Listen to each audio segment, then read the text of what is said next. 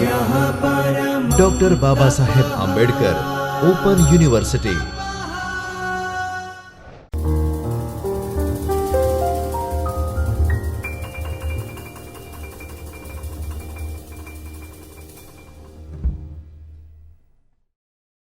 नमस्कार विद्यार्थी मित्रों, हूँ Doctor Paresh Chauhan, assistant professor समाजशास्त्र विभाग। आप सौ विद्यार्थीओं Doctor Baba Saheb Ambedkar Open University Jyotirmay Parisar में आवेल चैतन्य स्टूडियो में स्वागत करूँ छूँ। विद्यार्थी मित्रों, आज आपणे समाजशास्त्रना TYBA एमां एसोसिएम 308 अंतर्गत આપણે ભારતમાં સુધારણાવાદી ચળવળ યુનિટ 4 એકમ 4 ભારતમાં સુધારણાવાદી ચળવળ આંદોલનો અને સ્વૈચ્છિક સંગઠનોની ચર્ચા કરીશું। વિદ્યાર્થી મિત્રો, આપણે TYBAની અંદર 306, 307, 308, 309, 310 આ કોડ સબ્જેક્ટ કોડવાળા વિષયોનો અભ્યાસ કરીએ છીએ। એટલે કે આપણે આજે એમાંથી 309 જે આપણો सामाजिक कल्याण अने कानूनीकरण आ आपणो विषय पुस्तक अथवा अभ्यास पुस्तकનું नाम है। एना अंतर्गत આપણે एकम 4 भारत में सुधारणावादी चळवळो आंदोलनों और स्वैच्छिक संगठनों अंतर्गत प्रार्थना समाजना कार्यों उद्देश्यों अने एना विषे जानकारी मेळवीशुं। अने त्यारबाद આપણે आर्य समाजनी विविध प्रवृत्तिओथी परिचित थईशुं।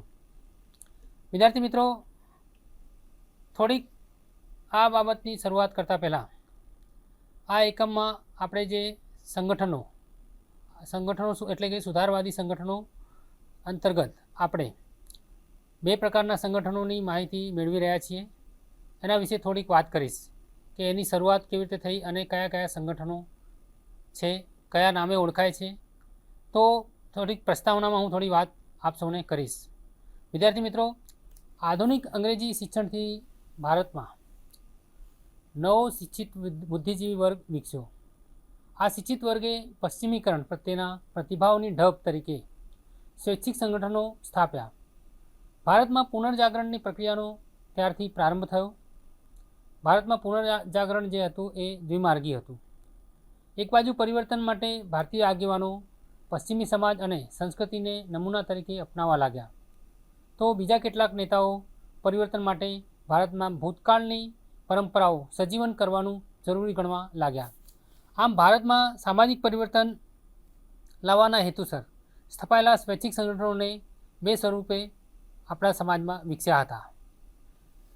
हवे पश्चिमना पाया पर भारतीय समाज में परिवर्तन लाववा प्रयत्न करता स्वैच्छिक संगठनों ने सुधारणावादी संगठनों तरीके ओळखवामां आवे छे।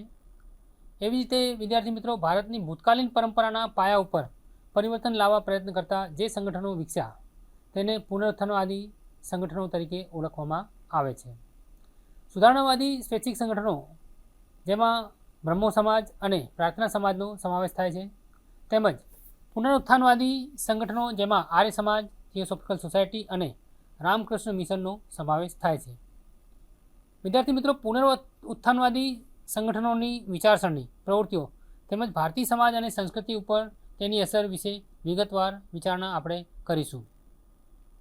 आ परिबळो एटले के स्वैच्छिक संगठनों ए भारतीय समाज अने संस्थाओने नवी भूमिका पर मूकी आपेल छे। आ संगठनोए परिवर्तननी दिशा अने स्वरूप पण नक्की करी आपेल छे, जेनी असर नीचे भारत में सामाजिक कानूनीकरणनी प्रक्रिया पण वेगीली बनी। तो हवे विद्यार्थी मित्रों, आपणे प्रार्थना समाज विषे चर्चा करीशुं। आ सुधारणावादी संगठन प्रार्थना समाज जे छे ए ब्रह्म समाजनी जेमज एमां सामाजिक सुधारणा, शैक्षणिक सुधारणा अने आर्थिक सुधारणा वगैरे काम कार्यप्रवृत्तिओ एमां थई हती अने ए प्रवृत्तिओ विषे आपणे हवे प्रार्थना समाज अंतर्गतनी चर्चामां जोईशुं। तो विद्यार्थी मित्रों, मैं आपने शरूआत में ज कह्युं के आपणे आ एकम 4 नी अंदर स्वैच्छिक संगठनों अंतर्गत आपणे सुधारणावादी संगठनों अने पुनरुत्थानवादी संगठनों की चर्चा करीशुं। तो आ व्याख्यान में हवे आपणे प्रार्थना समाज विषे थोड़ी विगतवार चर्चा करीशुं। विद्यार्थी मित्रों, प्रार्थना समाज की स्थापना 1867 में थई ते पहला મહારાષ્ટ્રના કેટલાક સુધારકોએ સુધારણાની ચળવળ આરંભી હતી, જેમાં પ્રાર્થના સમાજનું ઉદ્ભવ સ્થાન રહેલું છે. ન્યાયમૂર્તિ મહાદેવ ગોવિંદ રાનડે એ પ્રાર્થના સમાજના નેતા તરીકે રાષ્ટ્રવ્યાપી સર્વાંગી સુધારણાની ચળવળ વિકસાવી, જેની ચર્ચા પરથી આ બાબત સ્પષ્ટ થાય છે. જેમ કે વિદ્યાર્થી મિત્રો, ન્યાયમૂર્તિ રાનડે 1870માં પ્રાર્થના સમાજમાં જોડાયા. આત્મારામ પાંડુરંગના નેતૃત્વ નીચે પ્રાર્થના સમાજ સ્થપાયો, પણ પ્રાર્થના સમાજના સાચા સર્વાંગી સુધારક મહાદેવ ગોવિંદ રાનડે હતા. તેઓ જ્યારે પ્રાર્થના સમાજમાં જોડાયા ત્યારે પ્રાર્થના સમાજના સિદ્ધાંતો અવ્યવસ્થિત હતા. તેમણે પ્રાર્થના સમાજના સિદ્ધાંતો આપતો વિસ્તૃત લેખ લખ્યો, જેમાં તેમણે પ્રાર્થના સમાજને હિન્દુ ધર્મની એક સુધારક શાખા તરીકે રજૂ કરી હતી. વિદ્યાર્થી મિત્રો, ન્યાયમૂર્તિ રાનડે રાજકીય અને સામાજિક સુધારણા સાથે સાથે થવી જોઈએ તેમ માનતા. તેમણે કહ્યું કે રાષ્ટ્રીય વિકાસના રાજકીય અને સામાજિક પાસા પરસ્પર સંકળાયેલા છે. તેઓ કહેતા કે જ્યારે તમે રાજકીય હક્કોની દૃષ્ટિએ નિમ્ન કક્ષાએ હોવ ત્યારે તમારી સમાજ રચના સારી હોય એવી અપેક્ષા રાખી શકાય નહીં. જ્યાં સુધી સમાજ રચના બુદ્ધિ, ન્યાય, વિવેક અને સમાનતા ઉપર રચાઈ ન હોય ત્યાં સુધી રાજકીય હક્કો ભોગવવા સમર્થ બની શકાય નહીં. સમાજ રચના ખામીભરી હોય ત્યારે સારી અર્થવ્યવસ્થા સ્થાપી શકાય નહીં, અને ધાર્મિક વિચારો હલકા હોય ત્યાં સુધી સામાજિક, આર્થિક અને રાજકીય વિકાસ સાધી શકાય નહીં. આ રીતે તેઓ સર્વાંગી સુધારણાની હિમાયત કરતા હતા. તેમાં ધાર્મિક સામાજિક સુધારણાને પ્રથમ મહત્વ આપતા અને રાજકીય સુધારણાને પછીનું સ્થાન આપતા. હવે વિદ્યાર્થી મિત્રો, આપણે પ્રાર્થના સમાજની સામાજિક સુધારણાની જે પ્રવૃત્તિઓ હતી તેના વિશે વિસ્તારથી સમજીશું અને એને સમજીને જાણવાનો પ્રયાસ કરીશું. વિદ્યાર્થી મિત્રો, પ્રાર્થના સમાજ અંતર્ગત જે સામાજિક સુધારણાની પ્રવૃત્તિઓ થઈ હતી તેમાં ન્યાયમૂર્તિ રાનડેનો સામાજિક ઉદારમતવાદ, સ્ત્રી પુરુષ સમાનતા અને વિવેકવાદ એ મહત્ત્વનો હતો. અને ન્યાયમૂર્તિ રાનડેના આ સામાજિક ઉદારમતવાદ, સ્ત્રી પુરુષ સમાનતા અને વિવેકવાદ ઉપર તે રચાયેલો હતો. આ વિચારોના પાયા ઉપર તેમણે સ્ત્રી જીવનમાં સુધારણા કરવા માટે તેમજ આધુનિક શિક્ષણના પ્રસાર માટે પ્રયાસ કર્યો. હવે સામાજિક સુધારણા અંતર્ગત જે એમને કામો સુધારણાના કર્યા છે એમાં સૌ પ્રથમ આપણે જોઈએ સ્ત્રી જીવનમાં સુધારણા. વિદ્યાર્થી મિત્રો, ન્યાયમૂર્તિ રાનડે એ સ્ત્રી સ્વાતંત્ર્ય અને સ્ત્રી જીવનની નિર્યોગિતાઓ દૂર કરવા પ્રયત્ન કર્યો. તેમણે સુધારાને શાસ્ત્ર માન્ય ઠરાવવાની રોયની પદ્ધતિ અપનાવી. આ માટે તેમણે હિન્દુ ધર્મશાસ્ત્રોમાંથી સ્ત્રીના હક્કો અંગેના વિધાનો તારવીને પુસ્તક લખ્યું. 1861માં સ્થાપેલા વિધવા પુનર્લગ્ન મંડળના તેઓ સક્રિય સભ્ય હતા. 1869માં વિધવા પુનર્લગ્ન યોજાયું ત્યારે રાનડે ત્યાં હાજર હતા. એ વખતે શંકરાચાર્યે આ લગ્નને અધાર્મિક ગણીને રાનડે વગેરેને જ્ઞાતિ બહાર મૂકવા પ્રયાસ કર્યો હતો. હવે સામાજિક સુધારણા અંતર્ગત એમણે જે વિધવા પુનર્લગ્ન અંતર્ગત જે હિમાયત કરી અને ચર્ચા કરીને જે એક સામાજિક જાગૃતિ લાવીને સમાજ બદલવાની કોશિશ કરી હતી તે અંગે હવે વિગતે જોઈએ. વિદ્યાર્થી મિત્રો, ન્યાયમૂર્તિ રાનડે વિધવા પુનર્લગ્નની હિમાયત કરતા હતા અને તેમણે કહ્યું કે પુનર્લગ્નના પ્રચારકોએ એમ કદી નથી કહ્યું કે પતિના અવસાન બાદ મૃત પતિની યાદમાં પત્નીએ જીવનનો ત્યાગ કરવો. જે સ્ત્રી પતિભક્તિના કારણે વૈધવ્ય જીવન જીવવા ઈચ્છતી હોય તે તેમ કરી શકે છે, પણ જે સ્ત્રીઓ વૈધવ્ય જીવન જીવવા ઈચ્છતી ન હોય, બાળ વિધવા હોય તેવી સ્ત્રીઓને ભક્તિપૂર્વક જીવન જીવવાનું કહેવું તે ધર્મ અને ન્યાયની વિરુદ્ધ છે. ધર્મ અને ન્યાયનો ઉપહાસ કરવા જેવું છે. આમ તેઓ ફરજિયાત રીતે વૈધવ્યના વિરોધી હતા અને બાળ વિધવા માટે પુનર્લગ્નની હિમાયત કરતા હતા. રાનડેને લાગ્યું કે વિધવા પુનર્લગ્નની સમસ્યાના મૂળ બાળ લગ્ન પ્રથામાં રહેલા છે. આથી તેમણે બાળ લગ્ન નાબૂદીને સુધારણા પ્રવૃત્તિમાં મહત્ત્વનું સ્થાન આપ્યું. આ ઉપરાંત રાનડેએ દહેજ પ્રથા, ખર્ચાળ લગ્નો, ખર્ચાળ મૃતક સંસ્કાર, બહુપત્ની પ્રથા, જ્ઞાતિભેદ, અસ્પૃશ્યતા, મદ્યપાન વગેરે પ્રથાઓનો વિરોધ કરી તે દૂર કરવા માટે લોકમતનું ઘડતર કરવા પ્રયાસ કર્યો. હવે વિદ્યાર્થી મિત્રો, પ્રાર્થના સમાજ અંતર્ગત સામાજિક સુધારણામાં આધુનિક શિક્ષણનો પ્રસાર કરવો એ પણ કાર્યપ્રવૃત્તિમાં મહત્ત્વનું સ્થાન ધરાવતું હતું. એના વિશે હવે વિગતવાર જોઈએ. વિદ્યાર્થી મિત્રો, રાનડે એક શિક્ષણશાસ્ત્રી હતા. તેઓ કહેતા કે લોકોની સામાજિક અને રાજકીય જાગૃતિ તથા સામાજિક સુધારણા શિક્ષણ દ્વારા લાવી શકાય. શિક્ષણને તેઓ પ્રાથમિક જરૂરિયાત ગણતા. અંગ્રેજી ભાષા અને શિક્ષણને મહત્ત્વનું તથા મૂલ્યવાન ગણતા. એટલું જ નહીં, પણ અંગ્રેજી ભાષાને બધા વિકસિત રાષ્ટ્રો માટે તેઓ મહત્ત્વની ભાષા તરીકે ઓળખાવતા. ભારતમાં અંગ્રેજી ભાષા દાખલ થઈ છે તે ભારતનું સદનસીબ છે તેમ તેઓ કહેતા. ધાર્મિક, રાષ્ટ્રીય અને ઉદાર શિક્ષણની રાનડે હિમાયત કરતા. મુંબઈ યુનિવર્સિટીમાં તેમણે સ્નાતક કક્ષાએ મરાઠી ભાષાને અભ્યાસક્રમમાં સ્થાન અપાવી પ્રાદેશિક ભાષાનું મહત્ત્વ પણ સ્વીકાર્યું હતું. રાનડે પોતે ડેક્કન એજ્યુકેશન સોસાયટીમાં શિક્ષણ કાર્ય કરતા. તેમણે એક શાળા સ્થાપી જે પાછળથી મહારાષ્ટ્રમાં પ્રસિદ્ધ શિક્ષણ સંસ્થા બની. આજે એ જ સંસ્થા ફર્ગ્યુસન કોલેજ તરીકે પ્રસિદ્ધ છે. શિક્ષણમાં તેમણે વિજ્ઞાનના અભ્યાસને પ્રાધાન્ય આપ્યું. વિજ્ઞાનને તેઓ નીતિ, કાનૂન, રાજકીય, સામાજિક તથા કૌટુંબિક વગેરે પ્રવૃત્તિઓના આધાર તરીકે ઓળખાવતા. તર્ક પ્રમાણેવાદને રેશનલિઝમને તે વિજ્ઞાન માનતા અને તેમણે તર્ક પ્રમાણેવાદને રેશનલિઝમને જ વિજ્ઞાન કહ્યું છે. એટલે કે સારું ખરાબ, યોગ્ય અયોગ્ય, ઉચિત અનુચિત વચ્ચેનો ભેદ પારખવાની શક્તિ આપે તે જ સાચું જ્ઞાન, અને આવો ભેદ તર્ક બુદ્ધિ દ્વારા જ પાડી શકાય તેમ તેઓ કહેતા. જ્ઞાન મેળવવા માટે તેમણે તર્ક પદ્ધતિનો ઉપયોગ કરવા સૂચવ્યું. તો વિદ્યાર્થી મિત્રો, આ રીતે આ સામાજિક સુધારણાની પ્રવૃત્તિઓ હતી. હવે આપણે પ્રાર્થના સમાજ દ્વારા થયેલી ધાર્મિક સુધારણાની પ્રવૃત્તિઓ વિશે વિગતે સમજીએ. વિદ્યાર્થી મિત્રો, રાનડેએ ઉપનિષદ અને પુરુષ સૂક્તના આધારે એકેશ્વરવાદનું પ્રસ્થાપન કરવા પ્રયાસ કર્યો. તેમણે રજૂ કરેલા એકેશ્વરવાદ અનુસાર ઈશ્વર સર્વોપરી શક્તિ છે. આ સર્વોપરી શક્તિથી માનવી તથા પ્રકૃતિ જુદા છે, પરંતુ તેના દ્વારા જ માનવી અને પ્રકૃતિ વચ્ચે સંવાદિતા સ્થપાય છે. માનવી અને પ્રકૃતિ આ સર્વોપરી શક્તિ દ્વારા શાસિત થાય છે. આ સર્વોપરી શક્તિને જ રાનડે ઈશ્વર તરીકે ઓળખાવતા.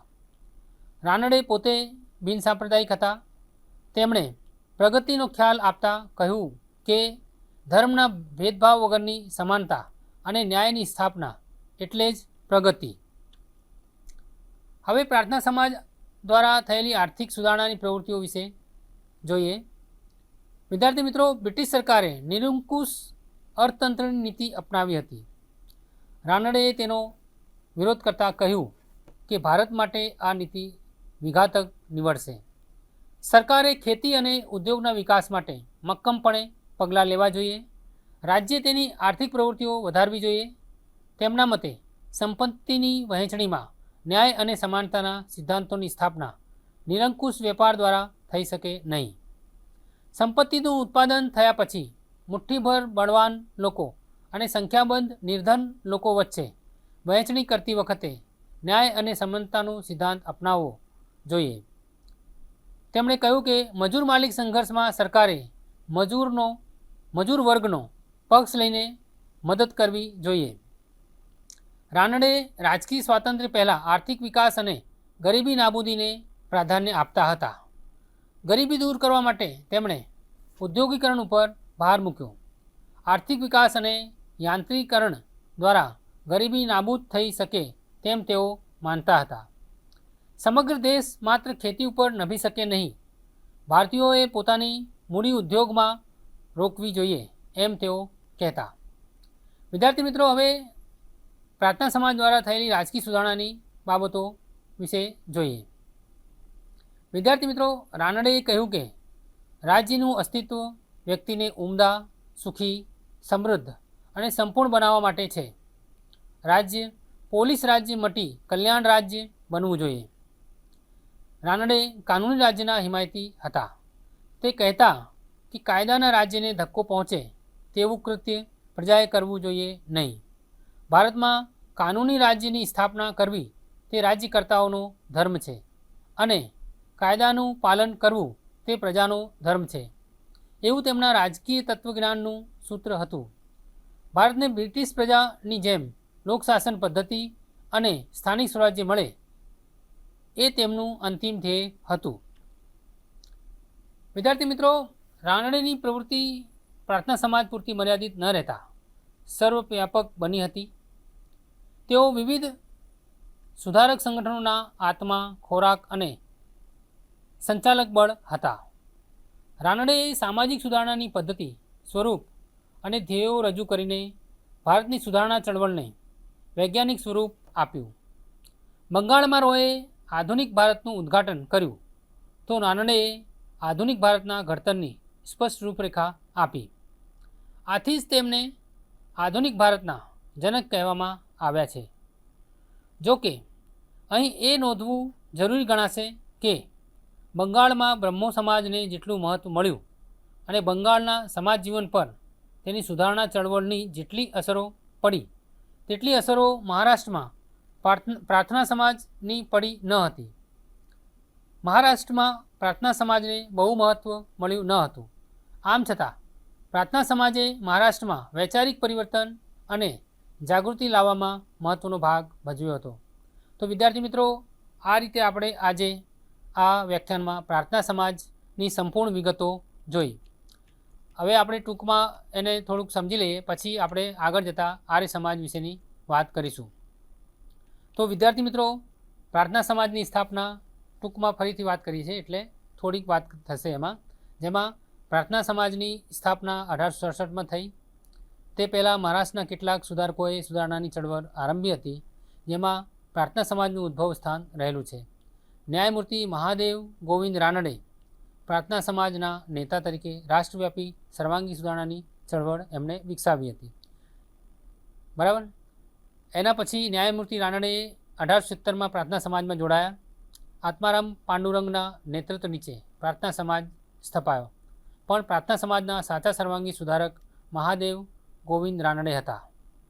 તેઓ જ્યારે પ્રાર્થના સમાજમાં જોડાયા ત્યારે પ્રાર્થના સમાજના સિદ્ધાંતો અવ્યવસ્થિત હતા. તેમણે પ્રાર્થના સમાજના સિદ્ધાંતો આપતો વિસ્તૃત લેખ લખ્યો, જેમાં તેમણે પ્રાર્થના સમાજને હિન્દુ ધર્મની જ એક સુધારક શાખા તરીકે રજૂ કરી હતી. વિદ્યાર્થી મિત્રો, ન્યાયમૂર્તિ રાનડે એ રાજકીય અને સામાજિક સુધારણા સાથે સાથે થવી જોઈએ તેમ માનતા હતા અને તેમણે કહ્યું હતું કે રાષ્ટ્રીય વિકાસના રાજકીય અને સામાજિક પાસા પરસ્પર સંકળાયેલા છે.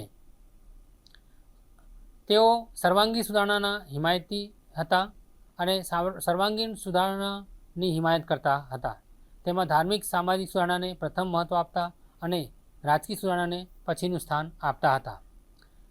પ્રાર્થના સમાજ અંતર્ગત સામાજિક સુધારણાની જે પ્રવૃત્તિઓ થઈ તેમાં સ્ત્રી જીવનમાં સુધાર માટેની મહત્ત્વની પ્રવૃત્તિઓ હતી, જેમાં સ્ત્રીને જુદા જુદા હક્કો આપવા માટેના પ્રયત્નો કરવામાં આવ્યા હતા. જેમાં 1869માં વિધવા પુનર્લગ્ન યોજાયું ત્યારે એ જે પ્રક્રિયા થઈ હતી ત્યારે રાનડે તે વખતે એ પુનર્લગ્નના મંડપમાં હાજર હતા અને શંકરાચાર્યે આ લગ્નને અધાર્મિક ગણીને રાનડે વગેરેને જ્ઞાતિ બહાર મૂકવાના પ્રયાસો પણ કર્યા હતા. આ એક ઘટના સ્ત્રી જીવનમાં સુધાર માટે જ્યારે વિધવા પુનર્લગ્ન માટે તેમણે કરી ત્યારે એમની સાથે બની હતી અને આ રીતે એમણે હિન્દુ ધર્મશાસ્ત્રોમાંથી સ્ત્રીના હક્કો અંગેના વિધાનો તારવીને પણ પુસ્તક લખ્યું હતું. વિદ્યાર્થી મિત્રો, એમણે વિધવા પુનર્લગ્નની હિમાયત કરી હતી અને એ રીતે એમણે એની સાથે સાથે દહેજ પ્રથા, ખર્ચાળ લગ્નો, ખર્ચાળ મૃતક સંસ્કાર, બહુપત્ની પ્રથા, જ્ઞાતિભેદ, અસ્પૃશ્યતા, મદ્યપાન વગેરે પ્રથાઓનો પણ વિરોધ કરી તે દૂર કરવા માટે લોકમતનું ઘડતર કરવા તેમણે પ્રયાસ કર્યો હતો. પ્રાર્થના સમાજ દ્વારા ન્યાયમૂર્તિ રાનડેએ આધુનિક શિક્ષણના પ્રસાર માટે પણ કાર્યો કર્યા હતા. એમણે અંગ્રેજી ભાષા અને શિક્ષણને મહત્ત્વનું તથા મૂલ્યવાન તેઓ ગણતા હતા અને આ રીતે તેમને અંગ્રેજી ભાષાને બધા વિકસિત રાષ્ટ્રો માટે તેઓ મહત્ત્વની ભાષા માનતા હતા. આમ ધાર્મિક, રાષ્ટ્રીય અને ઉદાર શિક્ષણની રાનડેએ હિમાયત કરતા હતા. તેમણે સ્નાતક કક્ષાએ મરાઠી ભાષાને અભ્યાસક્રમમાં સ્થાન અપાવી પ્રાદેશિક ભાષાનું મહત્ત્વ પણ સ્વીકાર્યું હતું. વિદ્યાર્થી મિત્રો, શિક્ષણમાં તેમણે વિજ્ઞાનના અભ્યાસને પ્રાધાન્ય આપ્યું હતું. વિજ્ઞાનને તેઓ નીતિ, કાનૂન, રાજકીય, સામાજિક તથા કૌટુંબિક વગેરે પ્રવૃત્તિઓના આધાર તરીકે ઓળખાવતા. વિદ્યાર્થી મિત્રો, ધાર્મિક સુધારણાની પ્રવૃત્તિઓ પણ એમણે કરી હતી અને તેઓ કહેતા કે ધર્મના ભેદભાવ વગરની સમાનતા અને ન્યાયની સ્થાપના એટલે જ પ્રગતિ. આર્થિક સુધારણાની પ્રવૃત્તિઓમાં પણ તેમણે બ્રિટિશ સરકારે જે નિરંકુશ અર્થતંત્રની નીતિ અપનાવી હતી, રાનડેએ તેનો વિરોધ કર્યો હતો અને કહ્યું હતું કે ભારતમાં તે આ નીતિ વિઘાતક નીવડશે. સમગ્ર દેશ માત્ર ખેતી ઉપર નભી શકે નહીં. ભારતીયોએ પોતાનો મૂડી ઉદ્યોગમાં રોકવી જોઈએ અને તેઓ કહેતા. એની સાથે સાથે પ્રાર્થના સમાજ દ્વારા રાજકીય સુધારણાની પણ પ્રવૃત્તિઓ થઈ હતી. રાનડેએ કહ્યું કે રાજ્યનું અસ્તિત્વ વ્યક્તિને ઉમદા, સુખી, સમૃદ્ધ અને સંપૂર્ણ બનાવવા માટે છે. રાજ્ય પોલીસ રાજ્ય મટી કલ્યાણ રાજ્ય બનવું જોઈએ, આવું તેઓ જણાવતા અને રાનડે આ રીતે કાનૂની રાજ્યની હિમાયત કરતા હતા. ભારતને બ્રિટિશ પ્રજાની જેમ લોકશાસન પદ્ધતિ અને સ્થાનિક સ્વરાજ્ય મળે એ તેમનું અંતિમ ધ્યેય હતું. પ્રાર્થના સમાજ દ્વારા જે પણ પ્રવૃત્તિઓ થઈ એના કારણે ન્યાયમૂર્તિ રાનડે એના નેતા તરીકે ઉભરી આવ્યા હતા. તેથી જ તેમને આધુનિક ભારતના જનક કહેવામાં આવ્યા છે. પરંતુ બંગાળમાં જેમ બ્રહ્મ સમાજ જેટલું મહત્ત્વ મળ્યું બ્રહ્મ સમાજને, એટલું બંગાળના સમાજ જીવન પર જે સુધારો અસર પડી એવી મહારાષ્ટ્રમાં પ્રાર્થના સમાજની પડી ન હતી. મહારાષ્ટ્રમાં પ્રાર્થના સમાજને બહુ મહત્ત્વ મળ્યું ન હતું. આમ છતાં પ્રાર્થના સમાજે મહારાષ્ટ્રમાં વૈચારિક પરિવર્તન અને જાગૃતિ લાવવામાં મહત્ત્વનો ભાગ ભજવ્યો હતો. તો આ રીતે આજે આપણે આ વ્યાખ્યાનમાં પ્રાર્થના સમાજની ચર્ચા અહીં પૂરી કરીએ છીએ. હવે આપણે થોડીક ચર્ચા આના પછી જે આધુનિક સંગઠન આપણે કહીએ, એ આધુનિક સંગઠન બનાવવામાં જે આ સંગઠનો સુધારણાવાદી અને પુનરુત્થાનવાદીની ચર્ચા કરીએ છીએ, એની અંતર્ગત હવે આપણે થોડીક ચર્ચા પુનરુત્થાનવાદી સંગઠન અંતર્ગત આર્ય સમાજની પ્રવૃત્તિઓ વિશે જોઈએ. વિદ્યાર્થી મિત્રો, પુનરુત્થાનવાદી સંગઠન આર્ય સમાજ એના વિશેની અહીં આપણે થોડીક સામાન્ય સમજણ મેળવીશું. બાકી આની સંપૂર્ણ માહિતી આના પછીના વ્યાખ્યાનમાં જોઈશું. પણ થોડીક ચર્ચા અહીં મને કરવી યોગ્ય લાગે છે, જેથી આપ સૌ એની વિશે વધુ વાંચન કરી તૈયાર થઈ શકો, તૈયારી કરી શકો. તેથી હવે આપણે અહીં થોડી ચર્ચા આર્ય સમાજ વિશે પણ આ વ્યાખ્યાનમાં કરી છે. વિદ્યાર્થી મિત્રો, આર્ય સમાજ વિશેની ચર્ચા કરીએ ત્યારે તેની સ્થાપનાથી લઈને આપણે થોડાક એના જે સિદ્ધાંતો છે એની સમજૂતી મેળવીશું. વિદ્યાર્થી મિત્રો, આર્ય સમાજની સ્થાપના 1875માં દયાનંદ સરસ્વતીએ કરી. તેમનું અસલ નામ મૂળશંકર હતું. તેમના જીવનમાં એક ઘટના બની હતી. તે ઘટના એમના જીવનમાં ઘણા બદલાવ કર્યા અને એમના જીવનના જે મૂલ્યો હતા એમને બદલી નાખ્યા હતા. એ ઘટના એવી હતી કે એક શિવરાત્રિની રાત્રે મહાદેવના મંદિરમાં ધરેલું નૈવેદ્ય ઉંદર ખાઈ ગયો. આ જોઈને તેમને શંકા ઉત્પન્ન થઈ કે દેવની મૂર્તિમાં કશું જ સામર્થ્ય નથી અને તેથી મૂર્તિ પૂજા કરવામાં કોઈ ડહાપણ નથી. આ શંકા તેમણે તેમના પિતા પાસે વ્યક્ત કરી ત્યારે પિતાએ તેમને નાસ્તિક અને અધાર્મિક ગણી ઝાટકણી કાઢી. છતાં તે વખતથી જ તેમના મનમાં ધર્મ જિજ્ઞાસા ઉત્પન્ન થઈ અને ઈશ્વરનું સાચું જ્ઞાન પ્રાપ્ત કરવું તેને જ પોતાનું જીવન કાર્ય તેમણે બનાવ્યું. આથી તેમણે સરસ્વતી સંપ્રદાયની દીક્ષા લીધી અને દયાનંદ સરસ્વતી એવું નામ તેમણે ધારણ કર્યું. શરૂઆતમાં તેઓ બ્રહ્મ સમાજ અને તેની શાખાઓના સહકારથી ધાર્મિક સુધારણાનું કાર્ય કરતા તથા સંસ્કૃતમાં ઉપદેશ આપતા. પરંતુ પાછળથી તેમણે 1875માં આર્ય સમાજ નામનું સ્વતંત્ર સંગઠન સ્થાપ્યું અને કેશવચંદ્ર સેનની સલાહથી હિન્દી અને પ્રાદેશિક ભાષાને પ્રચારની ભાષા બનાવી. વિદ્યાર્થી મિત્રો, આર્ય સમાજ અંતર્ગતની આ ચર્ચામાં હવે આપણે થોડાક આર્ય સમાજના જે સિદ્ધાંતો હતા એની થોડીક માહિતી મેળવીશું. વધુ આ વિષય આર્ય સમાજ વિશેની વિગતો આપણે આના પછીના નવા વ્યાખ્યાનમાં જોઈશું.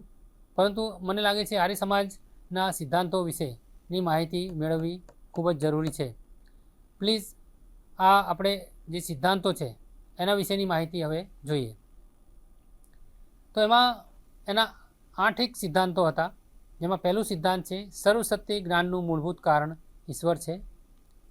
બીજું છે સિદ્ધાંત ઈશ્વર એ સર્વસત્ય, સર્વજ્ઞાન, સર્વસુંદર, અમર, દયાળુ, સર્વશક્તિમાન અને પરિવર્તનશીલ છે. તેને આદિ કે અંત નથી. તે ભયમુક્ત અને પવિત્ર અને સૃષ્ટિનું મૂળ કારણ છે. આવા ઈશ્વરની જ આરાધના કરવી. ત્રીજો સિદ્ધાંત હતો કે વેદો સાચા જ્ઞાનનો ભંડાર છે. દરેક આર્યની ફરજ છે કે આ વેદીનું પઠન કરવું, સાંભળવા, શીખવા અને આ વેદો જીવનમાં અપનાવવા, એને કર્મમાં આપણે સામેલ કરવા, તેને જ તેઓ પ્રમાણભૂત માનતા હતા. અને આ રીતે વેદોનું પઠન કરવું, સાંભળવા, શીખવા અને શીખવવા તથા તેને જ પ્રમાણભૂત ગણવા, એ એમનું ત્રીજો સિદ્ધાંત હતું. ચોથું સિદ્ધાંત છે દરેકે હંમેશા સત્યનો સ્વીકાર કરવા માટે અને અસત્યનો અસ્વીકાર કરવા તૈયાર રહેવું. પાંચમું સિદ્ધાંત છે આર્ય સમાજનું મુખ્ય ધ્યેય વેદ ધર્મના પાયા ઉપર માનવતાની શારીરિક, આધ્યાત્મિક અને સામાજિક પરિસ્થિતિની સુધારણા કરવાનું છે. છઠ્ઠું સિદ્ધાંત છે અજ્ઞાનતા દૂર કરવી અને જ્ઞાનનો ફેલાવો કરવો. સાતમું સિદ્ધાંત આર્ય સમાજનો સમગ્ર માનવજાતના કલ્યાણ અર્થે વ્યક્તિએ ભેદભાવો ભૂલી જવા અને સમાજ જીવનમાં વ્યક્તિગત હિતોને પ્રાધાન્ય ન આપવું. માત્ર અંગત બાબતોમાં જ વ્યક્તિએ સ્વતંત્ર રીતે વર્તવું. આઠમો અને છેલ્લો સિદ્ધાંત હતો વેદો ઈશ્વર રચિત છે, તેમાં શંકા ન લાવવી, વેદોને જ સનાતન સત્ય ગણવા. તો આ રીતે આર્ય સમાજના જે 8 સિદ્ધાંતો હતા આપણે અહીં ટૂંકમાં જોયા. હવે આર્ય સમાજના આ સિદ્ધાંતો પરથી જણાય છે કે આર્ય સમાજની વિચારસરણીમાં પુનરુત્થાન એ કેન્દ્ર સ્થાને રહે છે. તો વિદ્યાર્થી મિત્રો, આ રીતે આપણે આર્ય સમાજ વિશે ટૂંકમાં જાણ્યું. એટલે આ વ્યાખ્યાનમાંથી અહીં પ્રાર્થના સમાજ વિશે અને આર્ય સમાજ વિશે માહિતી મેળવી છે. તો આમાંથી નીકળતો પ્રશ્ન પ્રાર્થના સમાજ વિશેનો છે કે પ્રાર્થના સમાજની સામાજિક, આર્થિક અને ધાર્મિક સુધારણાની પ્રવૃત્તિઓ વિસ્તારથી જણાવો. અને બીજો પ્રશ્ન નીકળે છે કે આર્ય સમાજને વિશે ટૂંક નોંધ લખો. એટલે કે તમે એમાં આર્ય સમાજની સ્થાપના અને આર્ય સમાજના જે 8 સિદ્ધાંતો છે તે દર્શાવો, તો આ ટૂંક નોંધ પૂરી થઈ શકે છે. એટલે આ રીતે 2 સવાલો આ વ્યાખ્યાનમાં પ્રાર્થના સમાજ અને આર્ય સમાજમાંથી નીકળે છે. હવે આ આખા વ્યાખ્યાનમાં ઉપયોગ કરેલ પુસ્તકો વિશે આપણે જણાવું. આપ આ પુસ્તકો જોઈને પણ વધુ માહિતી મેળવી શકો છો. પહેલું પુસ્તક છે શાહ એજી અને દવે જેકેનું, જે 2011-12માં લખાયું છે. પુસ્તકનું નામ આધુનિક ભારતમાં સામાજિક પરિવર્તન, જે અનડા પ્રકાશન અમદાવાદનું છે. બીજું પુસ્તક છે શર્મા રામનાથ અને શર્મા રાજેન્દ્ર, જે 1995નું પુસ્તક છે. આ પુસ્તક હિન્દીમાં છે. પુસ્તકનું નામ છે સમાજશાસ્ત્ર કે સિદ્ધાંત, જે એટલાન્ટિક પબ્લિશર્સ એન્ડ ડિસ્ટ્રીબ્યુટર્સ દિલ્હીથી પ્રકાશિત થયું છે. ત્રીજું પુસ્તક છે રાવત એચ.કે. આ પુસ્તક 2007નું છે. પુસ્તકનું નામ છે sociology basic concept, Rawat publication જયપુરનું આ પુસ્તક છે. તો વિદ્યાર્થી મિત્રો, આ રીતે આજે આપણે આ વ્યાખ્યાનમાં TYBA સોશિયોલોજી અંતર્ગત એસોસિએમ 309ના યુનિટ 4ના અંતર્ગત આપણે પ્રાર્થના સમાજ અને આર્ય સમાજ વિશે વિગતો મેળવી. અને આ વ્યાખ્યાનથી આપણને આપ સૌને ઘણો સંતોષ થયો હશે. અને આ વ્યાખ્યાન અંતર્ગત જે ચર્ચા થઈ છે એ ચર્ચા દ્વારા આપ તમારા એકમની સંપૂર્ણ તૈયારી કરી શકો છો. તો આ રીતે વિદ્યાર્થી મિત્રો, આજે આપણે આ વ્યાખ્યાન અહીં પૂર્ણ કરીએ છીએ. આના પછીના વ્યાખ્યાનમાં, નવા વ્યાખ્યાનમાં આપણે આર્ય સમાજ વિશેની વિગતે માહિતી મેળવીશું. તો વિદ્યાર્થી મિત્રો, આપ સૌને ખૂબ ખૂબ આભાર. આપ સૌ એ આ વ્યાખ્યાનમાંથી જે માહિતી મેળવવાની હતી એની નોંધ લીધી હશે. અને આ નોંધ લખીને તમે તૈયાર કરજો, જેથી તમને એ પરીક્ષામાં ઉપયોગી થાય. તો વિદ્યાર્થી મિત્રો, આપ સૌનો ખૂબ ખૂબ આભાર. હવે પછી બીજા વ્યાખ્યાનમાં ફરી મળશું. આભાર. स्वाध्यायः परः